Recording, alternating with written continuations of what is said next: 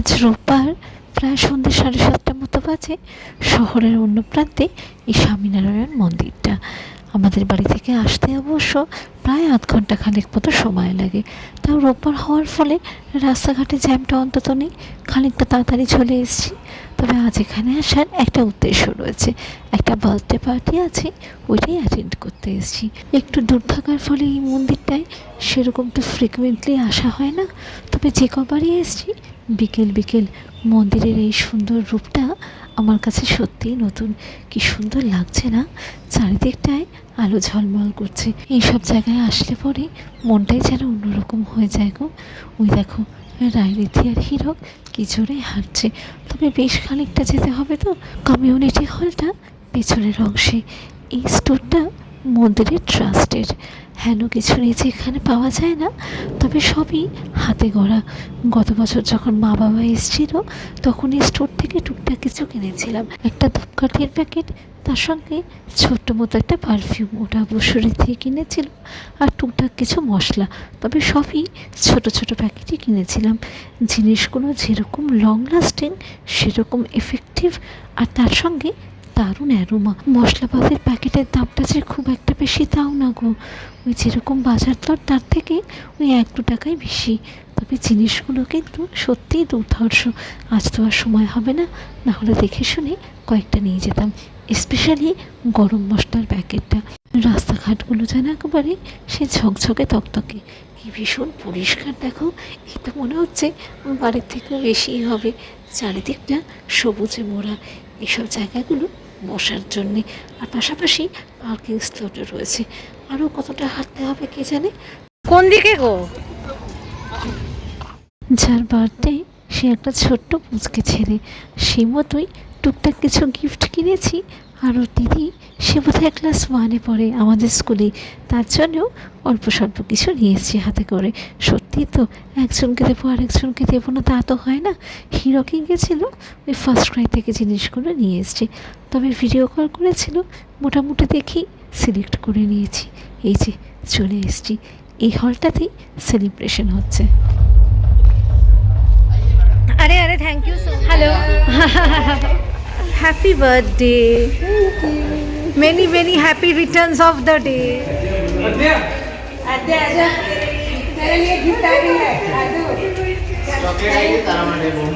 Adya come here आ जाओ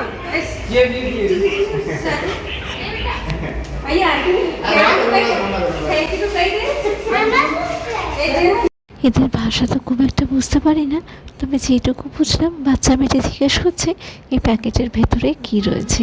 কি সুন্দর সাজিয়েছে না, সিম্পল ইয়েট কালারফুল। বেলুনের কালার কম্বিনেশনটা কি সুন্দর লাগছে দেখতে দেখো, এত ব্রাইট। বাচ্চাটি রায়রিতির সঙ্গে ভালোই কথা বলছে, তবে আমি দেখলাম ও কিন্তু টুকটাক কথা বলছে। প্রায় 8:15 মতো বাজে। এক এক করে সব গেস্ট আসতে শুরু করেছে। কেক কাটার পরে ওইদিকে বুফের ব্যবস্থা করা হয়েছে। কি সুন্দর আনন্দ করছে দেখো না। এই একরত্তি পুচকি, ওর কিন্তু বিরক্তি ভাব বা চেনা অচেনা এসব কোনো ব্যাপারই নেই দেখতে পাচ্ছি। যে লাগছে দিব্যি একগাল হাসি দিয়ে তার করে চলে যাচ্ছে। প্রত্যেকের সাথেই দেখো না কি সুন্দর হেসে খেলে ছবি তুলছে। রায়রিতি দ্বারা টুক করে একটা ফটো তুলে নেব। হোয়াইট জামা পরা ভদ্রলোক, উনি এই পুচকেটার বাবা। আর এই তো মা। বাবা হিরকদের অফিসে কাজ করে, আর মা গাইনোকোলজিস্ট। পুচকেটার কাকাও পেডিয়াট্রিশিয়ান, ওদের একটা হসপিটালও রয়েছে। কি সুন্দর দেখেছ, একভাবে ক্যামেরার দিকে তাকিয়ে আছে। কেকটা কাটা হলে পরে খাওয়া দাওয়া শুরু হবে। সকালে যখন হিরো গিফটগুলো নিয়ে এলো ভেবেছিলাম তোমাদেরকে একটু দেখাবো, কিন্তু এত সুন্দর করে র্যাপ করা সিল করা ছিল, সে কি আর খোলা যায় বলো তো? খারাপ হয়ে যাবে না? মামা ঠিক করে তাকা মিমু ওমা সাথে আবার কে সেলুকাস এই ছোট্ট মুচকেটা আজ ভারী ব্যস্ত, বুঝতেই পারছি। সমানে ফটো সেশন চলছে। একটু যে কোলে নিয়ে চটকাবো সে সুযোগই পাচ্ছি না। আবার ভয়ও লাগে, কান্নাকাটি শুরু করে দিলে তখন সবাইকে আবার ঝামেলায় পড়তে হবে। যিনি ছবি তুলছেন উনি পেডিয়াট্রিশিয়ান। এই পরিবারটিও এত ভালো। একবার সে মাঝরাতে থেকে নিয়ে কী বিপদে পড়তে হয়েছিল জানো না, এমন পেট ব্যথা মেয়ের। তখন হীরক ওদেরকেই ফোন করেছিল, বললো যে আপনি নিয়ে চলে আসুন। তখন রাত্রি প্রায় 1টা কি 1:30 মতো বাজে। আর ওরা তো শহরের অন্যদিকে থাকে, আসতেও বেশ খানিকক্ষণ সময় লেগেছিল। তবে আসা মাত্রই কী যত্ন করে এই ভদ্রলোক দেখলো যেন, সঙ্গে সঙ্গে একটা ওষুধ দিল। না কমাতে প্রায় আধ ঘন্টা মতো ওকে শুয়ে রেখেছিল বেডে। তারপরে যখন দেখলো আর একটু বেড়ে গেছে, ইঞ্জেকশন দিল। দিব্যি সুস্থ তারপরে মেয়ে। সে অত রাত্রে আমাদের দিশেহারা অবস্থা যেন, রায় কাঁদছে, হীরকের সে হাত পা ঠান্ডা হয়ে যাওয়ার মতো। তারপরে ফোন করাতে এরাই বলল যে আপনি আনডাউটেডলি নিয়ে আসুন। এক এক করে অতিথিরা প্রায় মনে হয় সবাই এসে পড়েছে। এদিকে কেকও প্রস্তুত। টেবিলের পাশে খানিকটা গ্রিনিশ কালারের শাড়ি পরেছে ভদ্রমহিলা দাঁড়িয়ে রয়েছে। উনি এই ছোট্ট পুচকেটার কাকি হন। সরকারি হসপিটালে নার্সিং ডিপার্টমেন্টে বেশ উঁচু পোস্টে উনি কাজ করেন। টুকটাক কথা বললাম। এত ভদ্র ব্যবহার, সত্যি এই পরিবারের প্রত্যেকেই এত অমায়িক।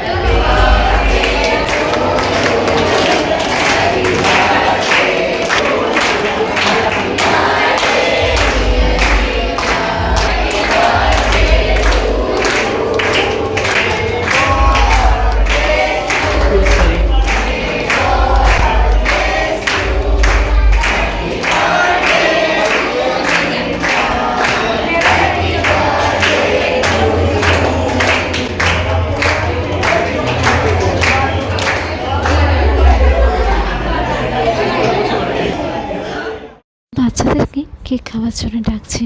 তবে খুব বেশি দেরি আর করবো না। এখনই প্রায় 10:30 মতো বাজতে চায়। আবার তো কাল সকাল থেকে স্কুল কলেজ অফিস সবই রয়েছে। তবে এনারাও ব্যাপারটা বেশ বুঝেছেন। হওয়া মাত্র সবাইকে বলছে যে কি ওখানে খাওয়া দাওয়া শুরু করে দিতে। 2-1 দিনের মধ্যে আমারও একটা পৈতের নেমন্তন্ন রয়েছে, স্কুলেরই এক দিদিমণির ছেলের পৈতে। এই মন্দিরের পাশেই একটা রেস্টুরেন্ট রয়েছে, ওইখানেই আয়োজন করা হয়েছে।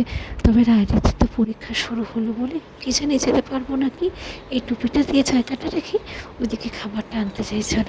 বাবা, এও তো ভালো লাইন পড়ে গেছে। এই পরিবারের মতাদর্শ স্বামীনারায়ণের, সেই মতো এরা পেঁয়াজ রসুন বা মাটির নিচের খাবার কিছু ছুঁয়েও দেখে না। হীরক খেয়ে বলছে এক একটা জিনিস এত সুন্দরভাবে রান্না হয়েছে, সত্যিই অবাক করার মতো। আমাকে তো বললো যে বুঝতেই পারবে না যে কী কী ইনগ্রিডিয়েন্টসে রান্না করা হয়েছে আর করা হয়নি। চলো এবার একটা প্লেট তুলে নিই। মোটামুটি সবই পছন্দসই খাবার। চলো ওই দিকটায় গিয়ে একটা প্লেট বাটি নিয়ে দাঁড়িয়ে পড়ি। অনেকটা রাত হয়ে গেছে গো। আসলে এতটা রাস্তা আবার যেতেও তো হবে।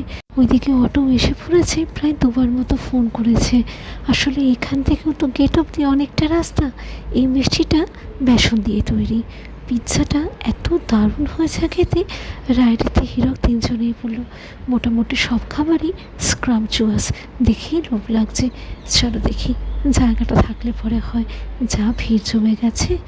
আজকে এই অবধি। সবাই ভালো থেকো, সাবধানে থেকো, সুস্থ থেকো। আবার পরে দেখা হবে। Tata, good night.